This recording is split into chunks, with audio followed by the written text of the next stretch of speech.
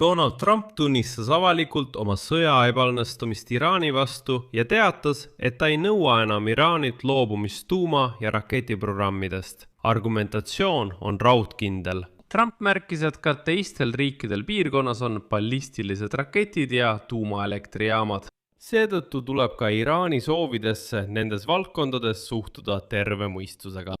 Trump ütles otse, et kui teistel on lubatud omada rikastatud uraani ja ballistilisi rakette, siis miks Iraanil ei tohi olla? Kui Saudi Araabial on kaugmaa raketid, siis miks peaks Iraan neist loobuma?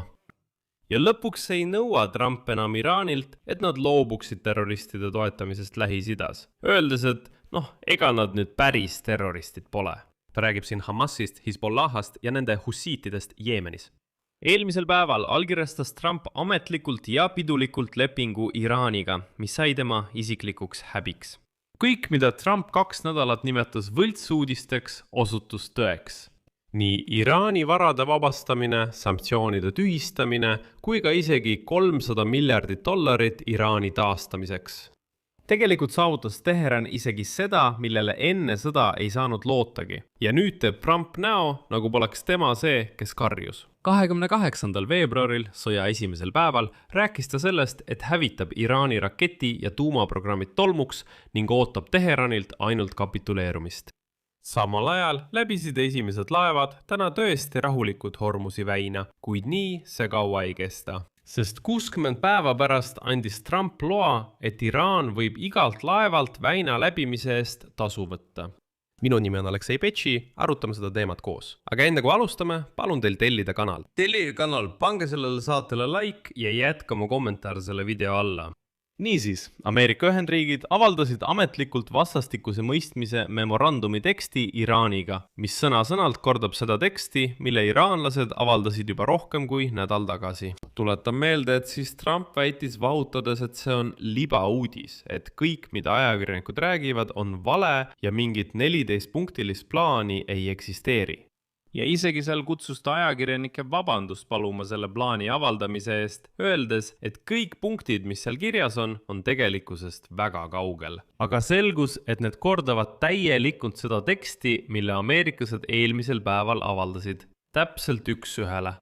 Ja nii, 17. juunil hilja õhtul panid Donald Trump ja Iraani president Masoud Pezeshkian oma digitaalsed allkirjad vastastikuse mõistmise memorandumile.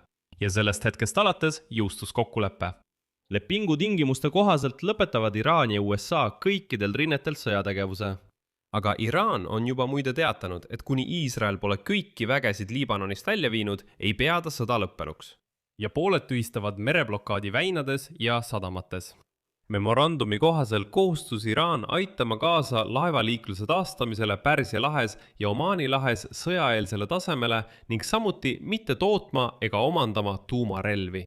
Teheran nõustus selle teksti kohaselt ka tulevikus oma territooriumil läbi viima rikastatud uraanivarude vaesestamise protsessi rahvusvahelise aatomienergiaagentuuri IAEA järelevalve all. Ja sel viisil saatis Donald Trumpi pikalt, kes karjus, et ameeriklased võtavad selle uraani endale. Trump nõudis rikastatud uraani väljaviimist teistesse riikidesse, kuid Iraan lükkas selle ettepaneku lihtsalt tagasi ja ütles ei, kõik. Lisaks räägitakse memorandumis 300 miljardi suuruse investeerimisfondi loomisest. $. Donald, kõik on vale. Fond miljardite dollaritega. Naljakas on see, et enne dokumendi ametlikku avaldamist vaid paar tundi enne seda ütles Donald Trump, et see kõik on vale jutt. $300 miljardi suurusest fondist. Ja nüüd tekstis, mille avaldab Valge Maja, on mustvalgel kirjas, et selline $300 miljardi suurune fond luuakse järgmise 60 päeva jooksul. Kuidas see võimalik on? Mida arvate Donald Trumpi pooldajatest, kes tulid minu saadete kommentaaridesse ja kirjutasid, Pitši, miks sa valetad 300 miljardi kohta? Donald Trump ei anna Iraanile kunagi isegi sentigi. Kuidas sellesse suhtute? Kas olete juba lugenud kogu teksti, mida ameeriklased avaldavad? Ja kuidas teile meeldib punkt $300 miljardi kohta Iraani taastamiseks? Ja lõpuks ähvardas Trump taas sõja uuendamisega. Tsitaat, kui nad rikuvad kokkulepet, pommitame nad maa tasa. Ma ei taha, et see juhtuks. Ma tahan, et nad järgiksid seda kokkulepet. Teate, selline Trumpi avaldus, kus ta ähvardab Iraani pommitada, tekitab juba naeru või vähemalt muigamist. Siin toon teile vaid 2 videokatkendit. Esimene video 28. veebruaril 2026. Aastal esimesel sõjapäeval Iraani vastu Donald Trump tõsise ilmega ja nokkmitsiga hämaras valguses teatab, et USA hävitab kõik Iraani raketid ja raketiprogrammi tolmuks. Tsitaat. Me hävitame nende raketid ja teeme nende raketitööstuse maatasa. See hävitatakse täielikult. Me hävitame nende raketid ja teeme nende raketitööstuse maatasa. See hävitatakse täielikult. Ja nüüd, 17. juunil 2026 ütleb seesama Donald Trump häbiväärselt, et teistel riikidel on samuti raketid ja tuumaelektrijaamad. Seetõttu tuleb ka Iraani soovidesse nendes valdkondades suhtuda terve mõistusega. Tellige. Trump väitis, et probleem pole üldse rakettides. Tema sõnul teevad need raketid kahju vaid väikesele alale, kuid need ei hävita kogu planeeti. Ja seetõttu võib neid Iraanile lubada. Ja see, sõbrad, see on Iraan. Trump räägib nii ballistilistest rakettidest. Ta ütleb, et mis siis ikka, Iraanil saavad olema ballistilised raketid, mis võivad näiteks Iisraeli tabada, aga need ju ei hävita otseselt kogu planeeti. Mis te nüüd? Nad hävitavad seal mõne linna, tabavad maja, tapavad inimesi, aga põhimõtteliselt, mis selles siis nii hirmus on? Tsitaat Donald Trumpilt. Mida ma siis tegema pean? Kas ma luban Saudi Araabial omada rakette, aga Iraanil ei tohi olla? Ei, see nii ei tööta. Härra, te ei tohiks lubada neil üldse rakette omada. Ma ütlesin, mida ma siis teen? Kas ma luban Saudi Araabial omada rakette, aga neil ei tohi olla? Ja ära! See ei käi nii, tead küll. See ei käi nii. Siin ma lihtsalt tuletan meelde, et just Iraani tuuma- ja raketiprogrammi hävitamise sooviga põhjendasid Donald Trump ja tema nõunikud üldiselt otsust alustada sõda Iraani vastu. Isegi pärast teadet, et pooled on kokkuleppele jõudnud, väitis Trump endiselt, et Iraan ei saa uraani rikastamist jätkata. Tema välisminister Marco Rubio ütles mais, et Teheran peab sellest tegevusest loobuma.